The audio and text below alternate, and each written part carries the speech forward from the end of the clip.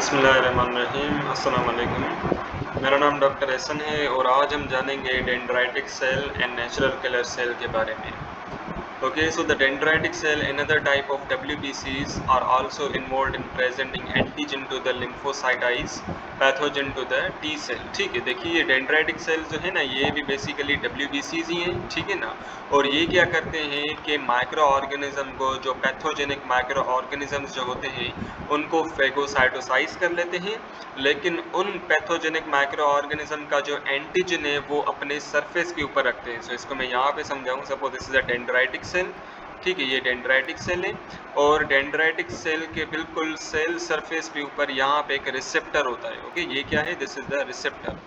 और सपोज कीजिए ये एक बैक्टीरिया है, ठीक है, और इस बैक्टीरिया के पास यहाँ पे है एंटीजन, ठीक है। Okay, so this is the antigen and this is the bacteria. So ये डेंड्राइटिक सेल क्या करेगा कि इस बैक्टीरिया को तो निगल लेगा, इस बैक्टीरिया की तो फेगोसाइटोसिस कर लेगा, लेकिन ये जो एंटीजन है ना, इस एंटीजन को अपने इस रिसेप्टर के ऊपर रखेगा, ठीक है, और फिर इसी एंटीजन को प्रेजेंट करेगा टू द टी सेल, ठीक है, यानी कि इसी एंटीजन को लेके जाएगा टी सेल के पास, ठीक है। Suppose this is T cell, ठीक है, और फिर ये डेंड्राइटिक सेल इस टी सेल के पास जाएगा और इसको बोलेगा कि भाई ये मैं एंटीजन लाया हूँ, इसे तुम अपने पास रखो, ठीक है। सो डेंड्राइटिक सेल जो है ना, ये भी एंटीजन प्रेजेंटिंग सेल्स हैं। एंटीजन प्रेजेंटिंग सेल क्यों बोला? बिकॉज ये एंटीजन को प्रेजेंट कर रहे हैं टी लिम्फोसाइट को। Okay, it is named due to the presence of long cytoplasmic projections और डेंड्राइट्स। देखिए डेंड्राइटिक सेल को डेंड्राइटिक क्यों बोला, यहाँ पे इसकी पिक्चर है।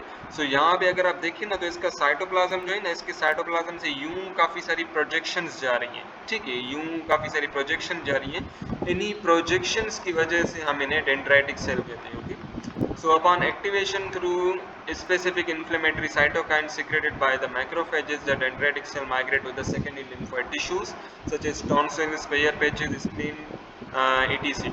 अच्छा, अब क्या होता है कि मैक्रोफेजेस जो है ना, मैक्रोफेजेस क्या करते हैं कि इन डेंड्राइटिक सेल्स को एक्टिवेट करते हैं। देखिए जब मैक्रोफेज नहीं होगा तो डेंड्राइटिक सेल जो है ना, ये बेकार है, ठीक है ना, ये एक्टिवेट हो ही नहीं पाएंगे। मैक्रोफेजेस क्या करते हैं कि कुछ ऐसी प्रोटीन्स रिलीज करते हैं जिन प्रोटीन्स को हम कहते हैं साइटोकाइंस, ठीक है ना। साइटोकाइंस क्या है? These are the proteins. और यही इन्फ्लेमेटरी साइटोकाइंस क्या करती हैं कि डेंड्राइटिक सेल को एक्टिवेट करती हैं। डेंड्राइटिक सेल जैसे ही एक्टिवेट हो जाते हैं, फिर वो सेकेंडरी लिम्फॉइड टिश्यूज के अंदर चले जाते हैं, ठीक है। देखिए प्राइमरी लिम्फॉइड टिश्यू कौन है? दिस इज द थाइमस, ठीक है। थाइमस क्या है? This is the primary lymphoid tissue. और सेकेंडरी लिम्फॉइड टिश्यूज कौन कौन से हैं? टॉन्सिल्स हैं, पेयर पैचेस हैं, एक्सेट्रा। ओके, सो डेंड्राइटिक सेल जैसे ही एक्टिवेट हो जाएंगे तो ये चले जाएंगे अपने सेकेंडरी लिम्फॉइड टिश्यूज के अंदर। Okay, so now let's talk about the cytotoxicity. ठीक है, साइटोटॉक्सिसिटी क्या है? साइटोटॉक्सिसिटी बेसिकली हम कहते हैं कि कोई भी ऐसा सेल या कोई भी ऐसा सब्सटेंस जिसके पास एबिलिटी हो कि वो किसी पैथोजेनिक ऑर्गेनिज्म को या किसी टारगेट सेल को डिस्ट्रॉय करे, ठीक है। अब वो टारगेट सेल पैथोजेनिक ऑर्गेनिज्म भी हो सकता है, ठीक है, और हमारे बॉडी के अपने सेल्स भी हो सकते हैं। So it refers to the ability of a substance or certain cells either to damage or cause death of a target cell, ठीक है। सो साइटोटॉक्सिसिटी क्या है? ये किसी भी सब्सटेंस की या किसी भी सेल की, खास करके जो इम्यून सेल्स जो WBCs होते हैं, उनकी एबिलिटी होती है कि वो टारगेट सेल्स को डिस्ट्रॉय कर सकें, ठीक है ना। अब टारगेट सेल ये कोई पैथोजेनिक माइक्रो ऑर्गेनिज्म भी हो सकते हैं या ये बॉडी के अपने सेल्स भी हो सकते हैं। Okay, and this cytotoxicity this is a protective response, ठीक है ना। ये प्रोटेक्टिव रेस्पॉन्स है बिकॉज साइटोटॉक्सिसिटी की वजह से फॉरेन माइक्रो ऑर्गेनिज्म की डेथ हो जाती है। Okay, is exhibited against the virally infected cells, cancer cells, tumor cells, as well as our own body cells which are been infected by some pathogenic microorganism, ठीक है। अब cytotoxicity कौन कौन से सेल की होती है? So suppose this is the cell, ये हमारे बॉडी का कोई सेल है, ठीक है, और इस बॉडी सेल के अंदर हमारे पास वायरस चला गया है, ठीक है ना, ये है वायरस हमारा, ठीक है, this is the virus. Okay, and this is our body cell. अब बेसिकली हमारे नॉर्मल बॉडी सेल के अंदर वायरस चला गया है, तो इस सेल को हम कहेंगे वायरली इन्फेक्टेड सेल, यानी कि ऐसा सेल जिसके अंदर वायरस चला गया है। तो साइटोटॉक्सिसिटी जो है ना, अब इस सेल की परफॉर्म की जाएगी, यानी कि इस सेल को मारा जाएगा।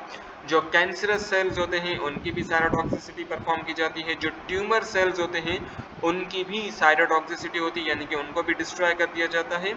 और ऐसे बॉडी के सेल्स जो कि वायरली इन्फेक्टेड हैं, ठीक है ना, यानी कि ऐसे सेल्स जो कि इन्फेक्टेड है किसी पैथोजेनिक माइक्रो ऑर्गेनिज्म से, ठीक है, जैसे कि मैंने यहाँ पे आपको बताया कि वायरस जो है ना इस सेल के अंदर चला गया है और ये सेल इन्फेक्ट हो गया है, ठीक है। तो अब इन तमाम सेल्स की, कैंसर सेल की, ट्यूमर सेल की, वायरली इन्फेक्टेड सेल्स की क्या होगी, साइटोटॉक्सिसिटी होगी, ओके।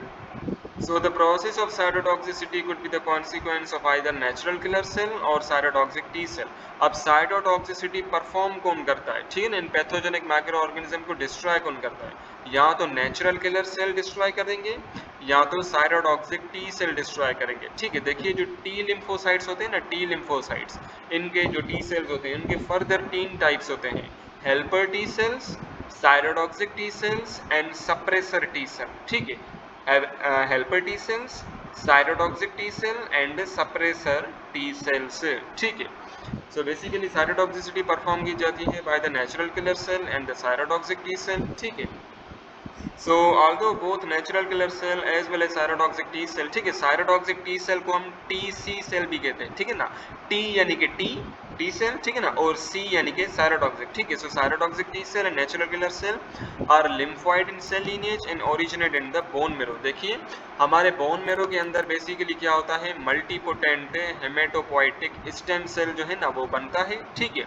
अब मल्टीपोटेंट हेमेटोपोइटिक स्टेम सेल से 2 सेल्स बनते हैं, माइलॉइड स्टेम सेल, ठीक है, myeloid stem cell and lymphoid stem cell, ये मैंने पिछली वीडियो के अंदर भी आपको डिटेल में बताया था, ठीक है। अब ये जो लिम्फोइड स्टेम सेल है ना, लिम्फोइड स्टेम सेल से आगे चल के हमारे पास ये टी लिम्फोसाइट्स, बी लिम्फोसाइट्स और ये नेचुरल किलर सेल्स जो है ना ये तमाम के तमाम बनते हैं, ठीक है। सो बेसिकली ये लिम्फोइड इन सेल लिनेज यानी कि जो लिम्फोइड स्टेम सेल है ना, लिम्फोइड स्टेम सेल, उस लिम्फोइड स्टेम सेल से cytotoxic T cell and natural killer cell जो है ना वो बनते हैं, okay. So now let's talk about the natural killer cell, ठीक है। So natural killer cell are one of the type of lymphocyte involved in detecting and eliminating virally infected cells as well as the cancerous cells, ठीक है। अब ये natural killer cells क्या है, natural killer cells भी lymphocyte के types ही हैं, ठीक है ना। natural killer cell it is a type of a lymphocyte, ठीक है। और इसका क्या काम होता है कि जो वायरली इन्फेक्टेड सेल्स होते हैं ना, यानी कि ऐसे सेल जिनके अंदर वायरस चला गया है, तो उन सेल को डिस्ट्रॉय करना और जो कैंसरस सेल्स होते हैं उन सेल को भी डिस्ट्रॉय करना। देखिए कैंसरस सेल्स जो है ना, these are the rapidly dividing cell. जब कोई सेल जो है वो रैपिडली डिवाइड करता है, खास करके जब WBC से रैपिडली डिवाइड करते हैं, सो this is the cancer, okay. So in such cases, unlike cytotoxic T cell, they do not need any prior activation by antigen presenting cells. देखिए जो साइटोटॉक्सिक टी सेल्स होते हैं ना, उनको एक्टिवेट करवाने के लिए कोई एंटीजन जो है ना वो चाहिए थी, ठीक है ना, कोई एंटीजन प्रेजेंटिंग सेल चाहिए था। लेकिन जो नेचुरल किलर सेल्स होते हैं ना, उनको किसी भी एंटीजन प्रेजेंटिंग सेल्स की जरूरत नहीं होती, वो ऑलरेडी एक्टिवेटेड होते हैं, ओके। और इस वजह से हम बेसिकली इन्हें नेचुरल किलर सेल कहते हैं, नेचुरल, ठीक है ना, यानी कि जिनको किसी भी एंटीजन प्रेजेंटिंग सेल की जरूरत नहीं होती, वो ऑलरेडी एक्टिवेटेड होते हैं, okay. So however the mode of action in destroying the target cell is almost similar, just like a policeman checking national identity card of a person for verification of his identity. The natural killer cell do check on the cell surface a conjugated molecule called major histocompatibility complex class 1 which serve as an identification card of the cell as self, ठीक है। देखिए हमारे body के अंदर जितने भी cell होते हैं, ठीक है ना, फिर चाहे वो नर्व सेल हो या कोई लिवर सेल हो, किडनी सेल हो, जितने भी सेल्स होते हैं उन तमाम सेल्स के अंदर एक रिसेप्टर होता है, ठीक है ना, ये मैं रिसेप्टर बना रहा हूँ। इस रिसेप्टर को हम कहते हैं मेजर हिस्टोकम्पेबिलिटी कॉम्प्लेक्स, ठीक है, मेजर हिस्टोकम्पेबिलिटी कॉम्प्लेक्स क्लास 1, ठीक है। देखिए एक होता है MHC क्लास 1, दूसरा होता है MHC क्लास 2।